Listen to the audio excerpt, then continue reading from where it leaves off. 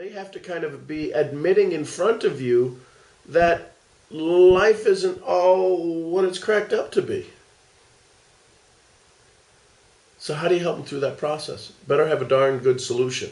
Better have a solution. Because if you don't, chances are you may not get to speak to them again. So what's your solution? Well, if you think you know it, you're wrong. I can tell you, if we played the word game, if I were to say bat, what pops into your head? Okay, some of you probably thought baseball bat. Some of you probably thought the flying bat. Well, some of you would have been right and some of you would have been wrong.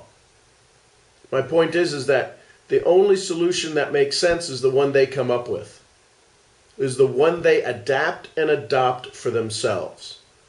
So, how do you ask questions to get people to move into that process? Very simply, you ask them to identify, we go through the training, clarify, qualify, create expectation. That's the only way you can do it. They have to be able to design the answer for themselves.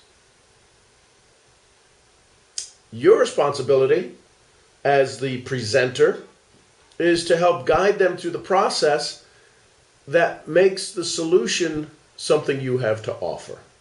Now, we're not tricking them into a different scenario. We're not moving them into someplace they don't want to be. Because if you ask the right questions, all you're trying to find out is, does it make sense for them to begin what you have, to use what you have, to buy what you have, and go through the process? It's that simple. So, take a look at this. He must be very ignorant, for he answers every question he's asked. When you're asked questions by your prospect about something, do you know every answer? There's some scenarios where it makes sense to not know the answers. Because who are you? When did you become this expert? Unless, of course, you are the expert. The book Outliers, 10,000 10,000 hours, right? So do you have 10,000 hours doing what you're doing? If not, then don't necessarily make yourself out to be the expert. And people will see that. So if your prospect is answering, again, back to the easy answers. If the prospects are answering all of your questions and they're real easy for them to answer, you got to come up with better questions. Well, how do I do that? Start asking yourself the questions. Write down the questions that you'd want to ask. See, it's in that act of doing, creating, that you'll create better questions. You'll create more questions. Practice with your team members, cross-line, up-line, whoever it is. Ask them questions. Find out what questions they're using. It's just, I don't know how else to explain it, just through practice. If you're only practicing in front of your prospect, that's not practicing, that's failure. Because if you're not sponsoring all of the people or a significant portion of the people that you're sitting down and spending time with, it just shows you are unprepared. Ouch. Didn't mean to stub your toe there, but the reality is, that's the reality. If you're preparing and practicing in front of your prospects, how many ballets do you know? Okay, let's go out and practice, but it's show night. Oh, well, I know we got to get practicing. Think about the things that you've practiced for in the past. Why did you do that? So that when you came to the presentation, you could get better at it. Well, become better at asking. Ask everyone everything. Now,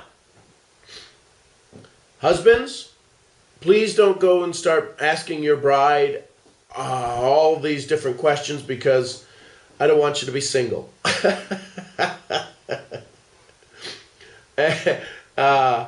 Yeah, just be careful how you practice. That's all I'm just gonna throw that out there. It's better to know some of the questions than all of the answers. Better to know some of the questions than all of the answers.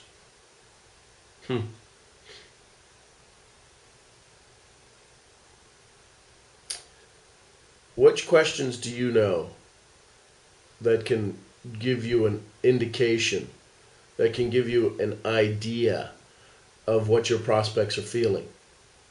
See, because we don't, remember, this business isn't about finding out what they're thinking, because they're probably thinking you're crazy. And they're probably right.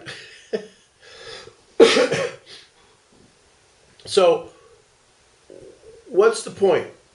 Well, you want to be able to ask questions that get to their feelings. See, that's where the challenge is that when you're asking questions, it's all up here. It's all in the head. It's all in the thought.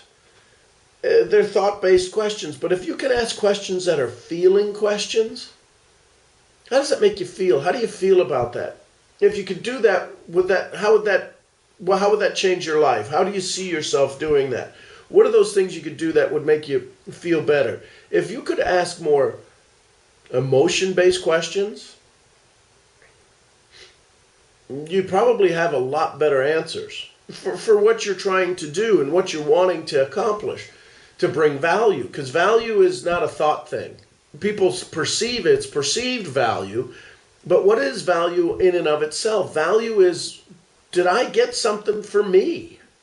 That's what value is. Did I get something for me? Is there something in this for me? Do I think I got value? Well, yeah, I think I did because I saved this or I did that. But it all comes back down to the heart side of this industry, to any business.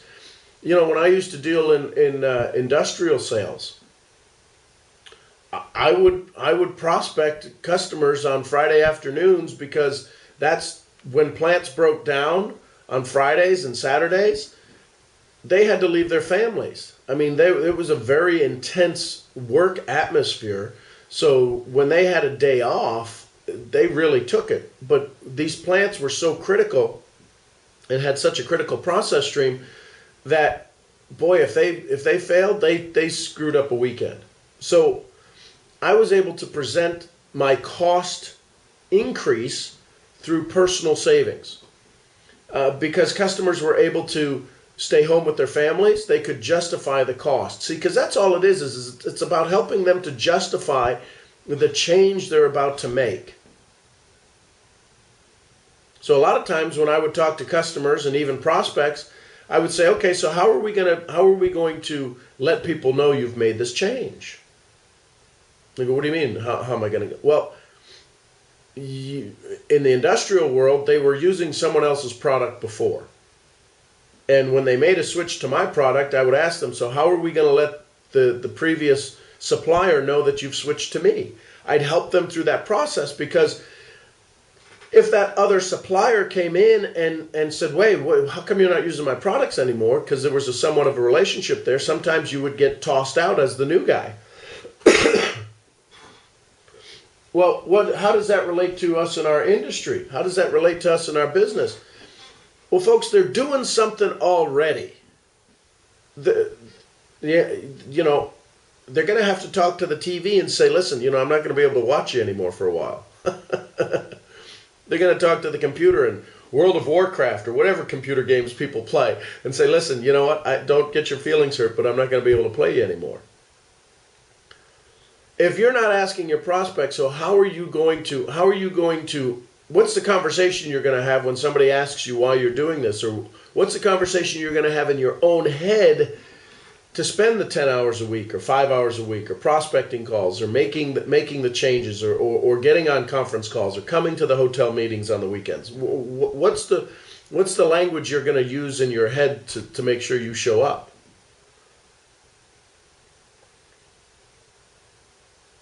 Yeah, because if you're not asking those questions, folks, they're getting answered by someone else. They're getting answered by what was, not what could be. See, that's all people are looking for is, can I do something without change? Well, we all know that that's impossible. So here's a good one. Questions show the mind's range, meaning it shows how far you can helps somebody to have more of what they want. It gives them a confidence that if you've asked questions they've never heard before, maybe you can get them solutions they've never had before, which will give them feelings they've always wanted. So, questions show the mind's range. The answers show its subtlety. Are you answering the questions that your prospects are giving you? What's the intent you have with the answers? What's the subtlety you have with the answers you're giving to your prospects? Is it to show how smart you are, or to show how valuable they could be?